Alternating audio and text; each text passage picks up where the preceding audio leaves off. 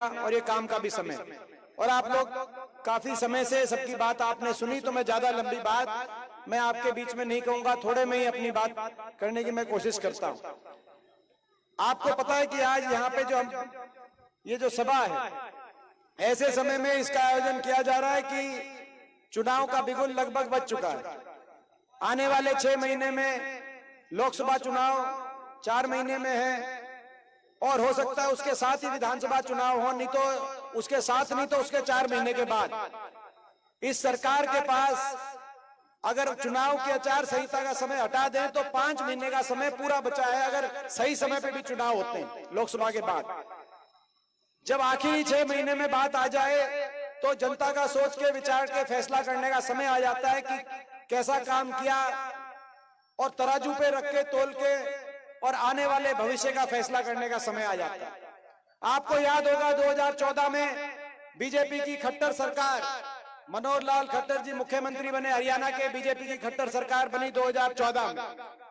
बड़ी आशाओं के साथ लोगों ने सरकार बनाई थी। उससे पहले 10 साल चौधरी भूपेंद्र सिंह हुड्डा जी के नेतृत्व में कांग्रेस पार्टी की सरकार थी। 2014 के समय को हम याद करें, वो समय हरियाणा देश में विकास के मामले में देश के सबसे आगे राज्यों में हरियाणा गिनती होती। प्रति व्यक्ति आय, प्रति व्यक्ति निवेश में हम देश में नंबर 1 थे। खिलाड़ियों के सम्मान में देश में हरियाणा का नाम आता था।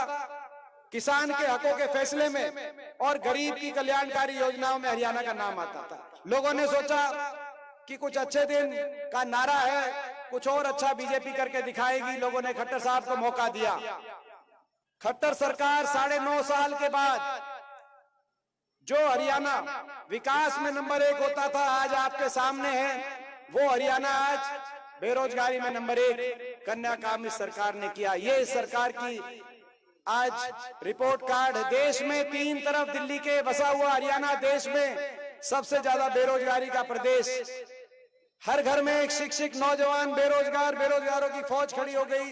9.5 साल में ना तो इंडस्ट्री लगी, ना कहीं निवेश हुआ, ना कोई सरकारी नौकरी लोगों को मिल पाई, ना नौजवानों को मिल पाई। आज हरियाणा नौजवान कहीं डिप्रेशन का शिकार, कहीं नशे की समस्या, कहीं अपराध की बात, कहीं अपना घर बार बेचकर विदेश की तरफ अपना भविष्य खोजने पे मजबूर हो गया।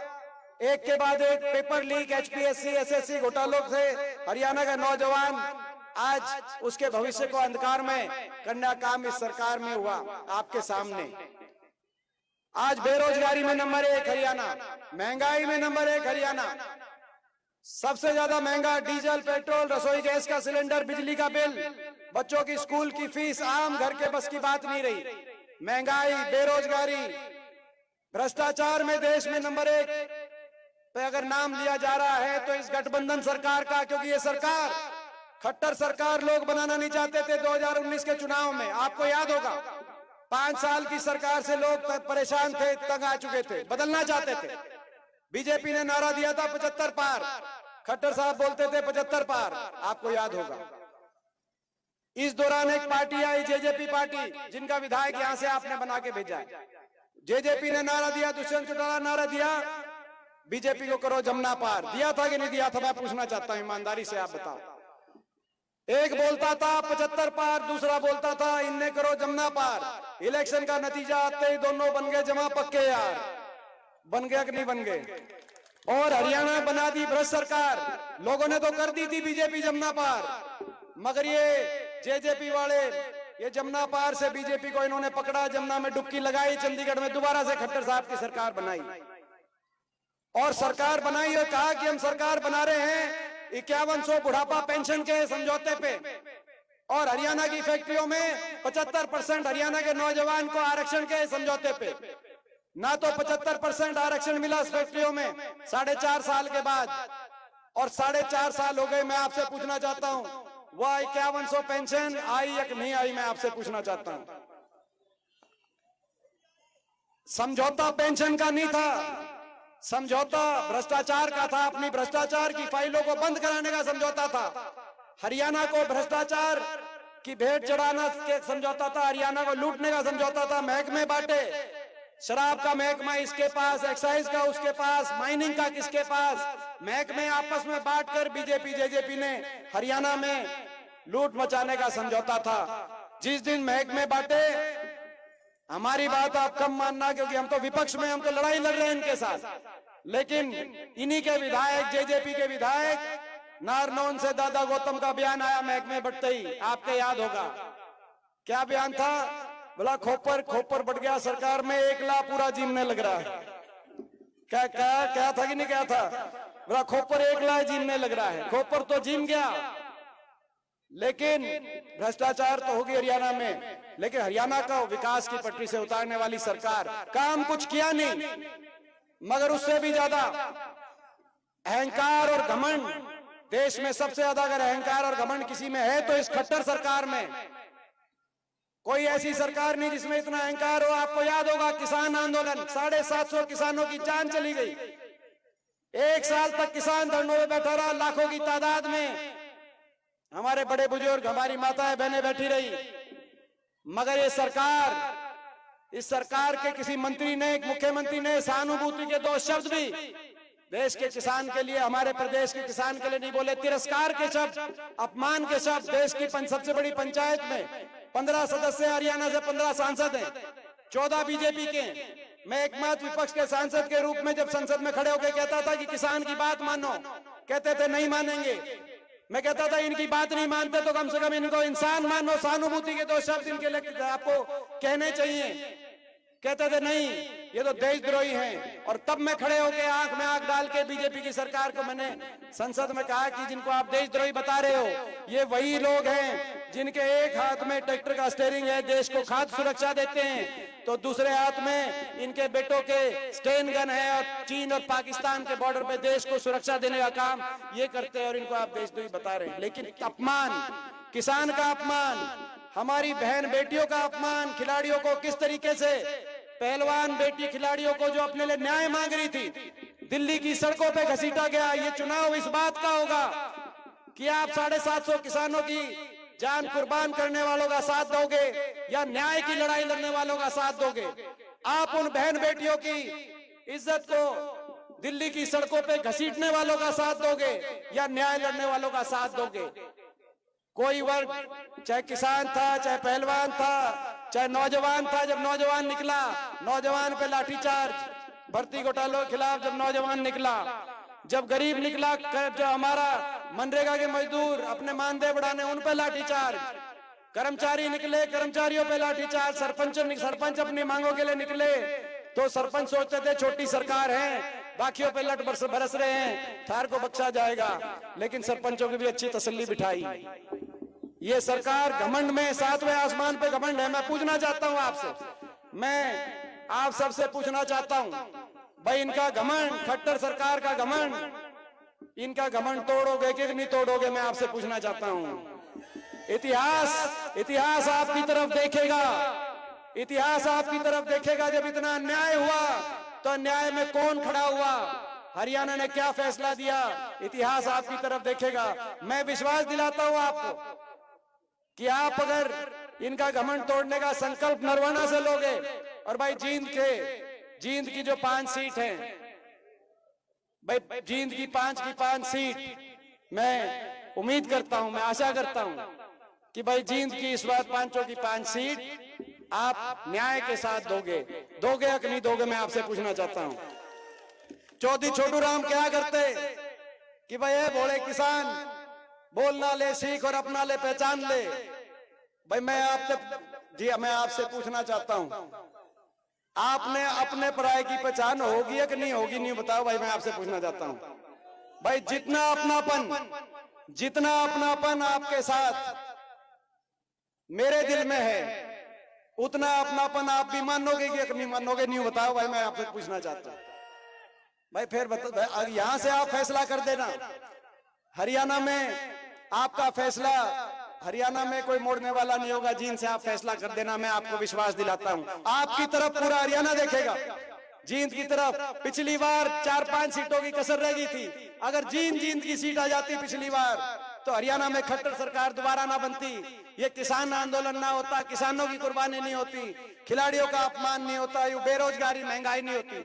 और आज मैं संकल्प लेता हूं आप सबके इस आशीर्वाद से, हम आज संकल्प ले रहे हैं यहाँ पे कि अगले 6 महीने के बाद हरियाणा में बदलाव होगा। आज पूरे हरियाणा के एक एक कोने में, हम हर कोने में जा रहे हैं तो एक ही बात आ रही है,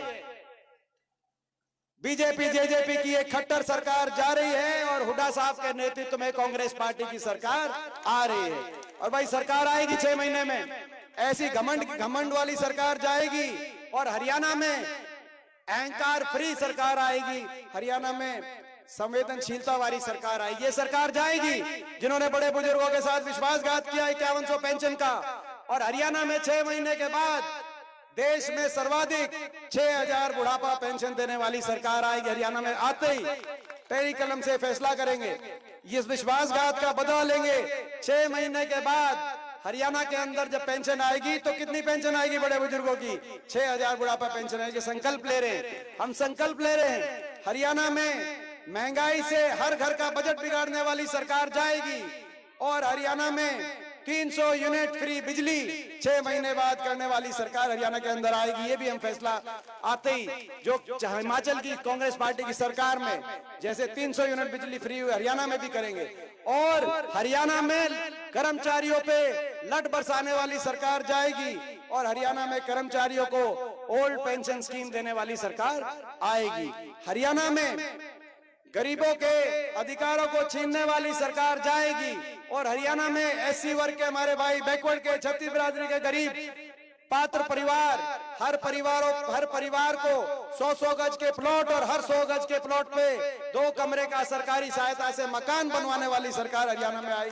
ये हम संकल्प ले रहे हैं और संकल्प लेते हैं। हरियाणा में किसान का तिरस्कार करने वाली 750 किसानों की जान कुर्बान करने वाली सरकार जाएगी और हरियाणा में देश में सर्वाधिक किसान को मान सम्मान, देश में सर्वाधिक गन्ने का भाव, देश में सबसे ज्यादा किसान का भाव और मान सम्मान करने वाली सरकार हरियाणा में आएगी। हम संकल्प ले रहे हैं और हम संकल्प ले रहे हैं कि हमारी महिलाओं को का घर का बजट बिगाड़ने वाली सरकार जाएगी और 6 महीने के बाद 500 रुपए सिलेंडर देने वाली सरकार हरियाणा में आएगी। हम संकल्प ले रहे हैं और हम संकल्प ले रहे हैं हरियाणा को विकास की पटरी से उतारने वाली सरकार जाएगी और दोबारा से देश में हरियाणा को विश्व स्तरीय विकास, देश में सबसे आगे लेके जाने वाली सरकार हरियाणा में आएगी। और हम संकल्प ले रहे हैं खिलाड़ियों को का अपमान करने वाली सरकार, पिछले 9 साल से एक भी खिलाड़ी को भर्ती नहीं किया इन्होंने, बेटियों की तो खिलाड़ियों के अपमान करने वाली सरकार जाएगी और डंके की चोट पे हमारे खिलाड़ियों को देश में सबसे ज्यादा मान सम्मान दिलाने वाली सरकार हरियाणा में आएगी। और भाई हम संकल्प ले रहे हैं हरियाणा में ऐसी सरकार आएगी जिस सरकार में जींद की 5 के 5 जो है, जींद का पूरा, जिस सरकार में 5 के 5 का सहयोग होगा, 5 का यानी कि 5 सीटें जींद में।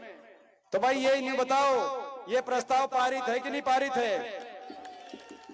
आप अंदाजा लगाओ इस बात से, अपनेपन का अंदाजा लगाओ। आखिरी बात कहूंगा, आखिरी बात, जब 2009 में जींद में कोई एक सीट नहीं आई कांग्रेस पार्टी की, हमारी सरकार बनी, हुड्डा साहब मुख्यमंत्री बने, फैसला हुआ, जब फैसले की घड़ी आई कि स्वर्गीय चौधरी रणबीर सिंह हुड्डा जी के नाम से यूनिवर्सिटी बनानी है, एक भी विधायक नहीं था। जब फैसला हुआ, जब उससे पहले की बात मैं बताता हूं, जब इनेलो की सरकार थी, चौधरी देवीलाल यूनिवर्सिटी बनाने की बात आई तो सिरसा में बनी, चौधरी भजनलाल जी की सरकार थी, गुरु जम्बेश्वर यूनिवर्सिटी बनाने की बात आई तो हिसार में बनी। लेकिन जब हुड्डा साहब के हाथ में कलम थी, जींद में से कोई विधायक भी नहीं था, तब यूनिवर्सिटी बनाने की बात आई, चौधरी रणबीर सिंह हुड्डा यूनिवर्सिटी, तो वो जींद में बनाने का फैसला। ये आप अपनेपन की बात, ये जो इस बात को आप समझो अपनेपन की। और भाई जितना अपनापन, उस समय तो कोई विधायक नहीं था, यहाँ से आपका साथ रहेगा तो भाई मैं समझता हूँ। तो भाई इस अपनेपन की बात को आप समझो और जींद की 5 सीट की मुझे, और नरवाना सीट पे मुझे पूरा विश्वास है। और आज जो जोश मुझे दिखाई दे रहा है, मैं विश्वास के साथ कह सकता हूं अपनी बहन को मैं बहुत बहुत बधाई देता हूं। इन्होंने इतनी मेहनत करी आज इस प्रोग्राम के लिए और मुझे उम्मीद नहीं थी, ये प्रोग्राम भी नहीं तो अगर मेरे को पता होता इतनी बड़ी जनसभा होगी तो ये तो मैंने अगर न्यू पता होता ना कि भाई न्यू तोड़ पाड़ोगे तो फिर मैं सांझ का प्रोग्राम में नहीं देता, फिर तो मैं तड़के का प्रोग्राम देता। फिर मैं और सुनो भाई, मैं तो 1 हफ्ते पहले प्रोग्राम तो फाइनल किया, दोपहर का प्रोग्राम दिया, पहला प्रोग्राम नहीं दिया, पहला तो खटखट टोल पे था और 10 दिन का टोटल टाइम था और संडे का टाइम भी नहीं था, संडे का टाइम भी नहीं था। लेकिन भाई जो है आपने जो ट्रेलर दिखा दिया वो बहुत, आपको मैं बधाई देता हूं कि आज आपका इतना जो है, इसका बहुत बहुत सारी टीम को बहुत बहुत मैं मुबारकबाद देता हूं।